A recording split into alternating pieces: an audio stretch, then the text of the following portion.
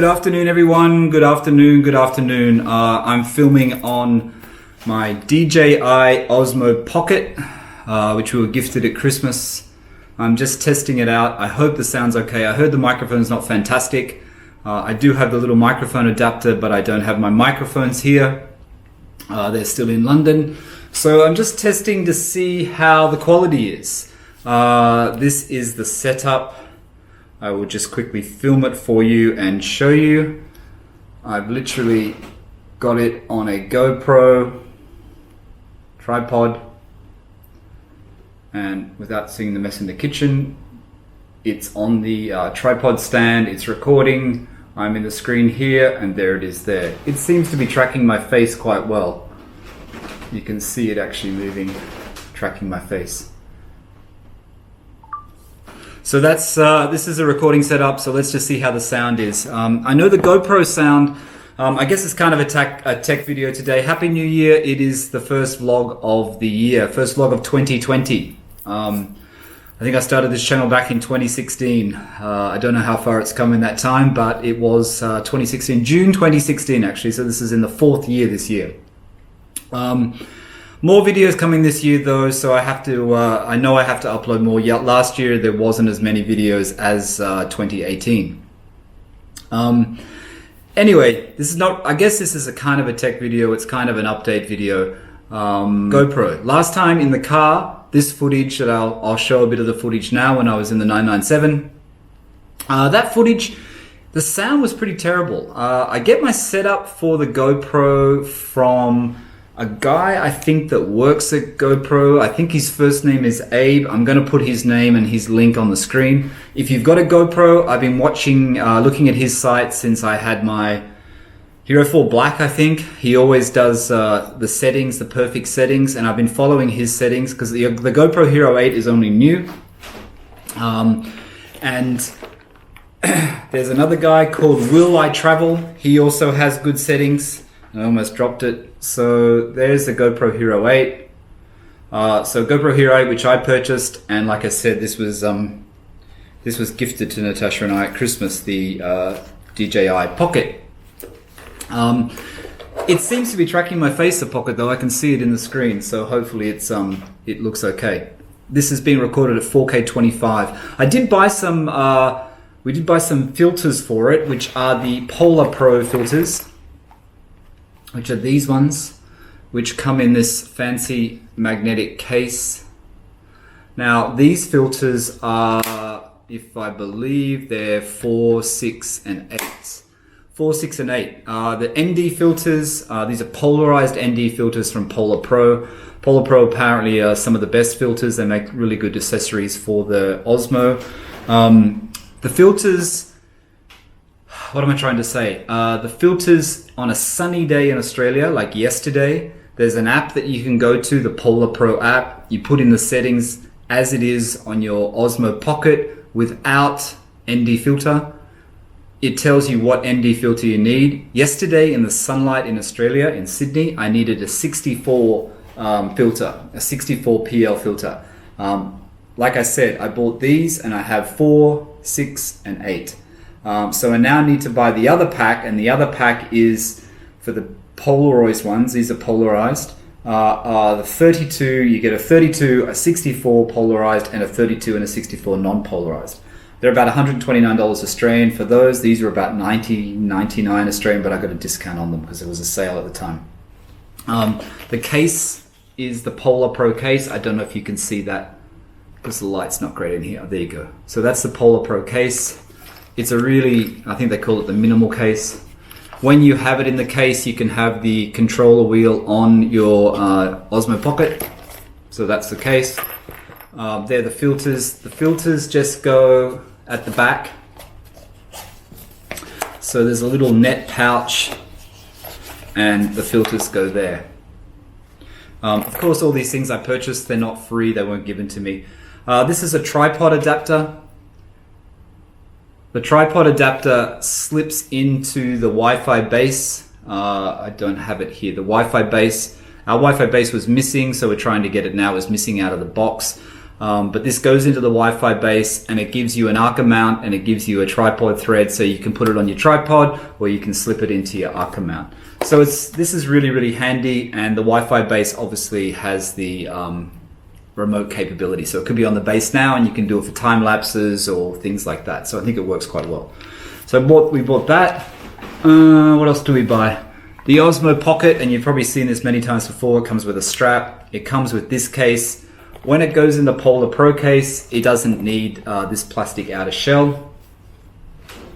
The other accessory was this one. No, it's lost me. The light's not great in here. So that's the other one, which is the PGY Tech Osmo Pocket phone holder. So it slips, your Osmo Pocket slips in here, your phone slips in there. It has a tripod mount and it has a cold tube. So you can put your microphone. And like I said, I also got the microphone jack as well. Okay, I think that's better. The light was really bad before. So that's some new tech for the new year. New tech being the GoPro Hero 8, which I've only used a couple of times. Like I said, I've just got to work out the sound settings. The footage is good, the stabilization is good. Someone asked me in the car when I had it in the car, how did I get that tracking movement? And I'll show that now. This is the tracking movement now. So, as far as I know, when I had the GoPro Hero 8 Black on the mount, and I have this mount, which is a really good mount, we'll call it the Shimmy 150 mount, if anyone's familiar. Shimmy 150 uses these in his car supercar channel. This is the Joby mount. It's a really good mount. It's not cheap. You can get cheaper ones from Amazon or eBay, but this is the one I use. I thought that I had it locked in. Now maybe, even if it wasn't locked in, it wouldn't track like that. So I'm unsure why the tracking happened. Someone said, how did you do that tracking? I have no idea. As far as I know, it was locked in on the Joby mount. When I test it next time, we'll see what happens. But it actually looked kind of cool, the movement through the back of the car. That's that footage I just showed you then.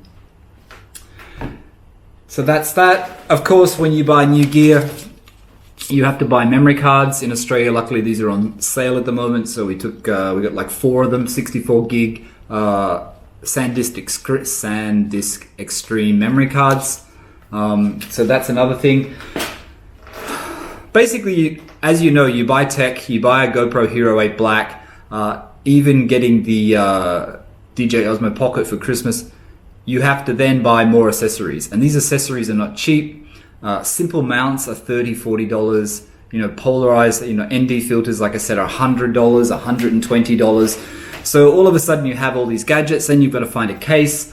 The case for the Pocket is quite good, the Polar Pro one. The case that I have for my GoPro is a Amazon brand called Smart Case, which is this one.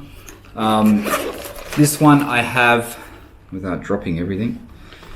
This one, I have my Hero 5 Session and my Hero 8 Black, my extra batteries for my Hero 8 Black. I now have 3 batteries, the clip and other accessories. So both of them seem to fit in this case, which works out well. In saying that, I'm going to buy another one of these cases, which is a smaller case, which I'm going to put the GoPro Hero 8 Black in just on its own.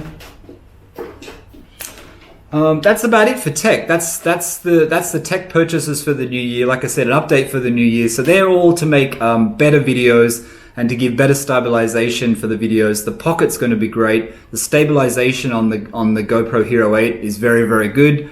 The quality of the footage, I think, on both is very, very good. Haven't really used the Osmo Pocket that much, but just testing it, walking around, it is fantastic. And I know it's been out for a while, so I'm not going to do a review of it. There's 1,001 reviews of the Osmo Pocket on YouTube. What else? Oh, the other day I went down to our garage and I started to pull out these. These are my old TechArt 20-inch wheels that were on my 911 when I purchased it. Those of you who have followed me for a while will remember these wheels. They were in some of the earlier videos. And then I did a video where I changed my wheels. I'll link it here if you haven't seen it. So they were my 20-inch TechArt wheels. Now, when I bought the car, I was a little bit, that was one of the things I was unsure about because I did want OEM wheels. The car didn't come with OEM wheels. And then I purchased the lobster claw wheels from Chris at XL Wheels in the UK, he had an almost brand new set. Then I got them customized to the GT4 color, GT3 color. And that's how my car looks today. Here's a bit of footage of the car with the wheels so you can see it again. But yeah, the Tech Art 20-inch wheels, they're a little bit big. There was very minimal clearance in the wheel arches. My car has lowered springs as well, so with the 20-inch and the lowered springs, I mean, it did have a kind of a mean stance. It always annoyed me how those center caps didn't really match, and I was going to get them repainted, and I contacted Tech Art in Germany, and they gave me the color, and I was going to try and get the color matched, and I asked them if they had caps, but they didn't. Anyway, pulled those wheels out. I'm trying to sell them. I'm selling them on, hopefully on Porsche Club New South Wales here, if they ever get listed, and I've also put them on Gumtree here in Australia. So hopefully I can get rid of those before I leave, and I'll just use that money to fund other things for the 997, whether it be the extra work that has to be done. On Monday, I'm taking the car into Autohouse Hamilton, and then I will get them to take, they're going to have a look at it again on the lift and have a look at the steering rack, because it had a slight leak in the steering rack from my last service video, which you guys probably watched. So I'm going to do that, and also my oil pressure gauge.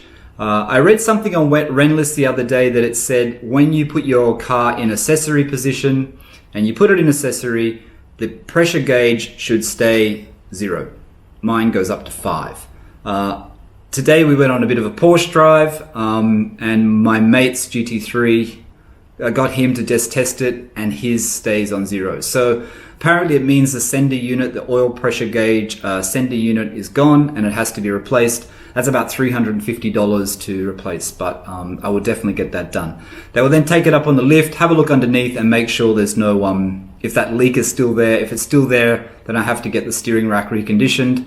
I don't know if I'm going to have time in the next week to do that before we go back to London. Anyway, let me know in the comments what you think of this footage. Like I said, this is from the Osmo Pocket. As I say, just a short video, but it's turned out, I think, to be, I can see the timer, it's turned out to be about 12 minutes, so it's not going to be a short video, but just an update, new gadgets, getting rid of my old wheels, service update on the 997, and a Happy New Year message to all of you guys. Thanks for watching. If you haven't subscribed already, my name is Michael Barth. Hit that subscribe button, and I'll see you in the next video. Thanks for watching. Bye for now.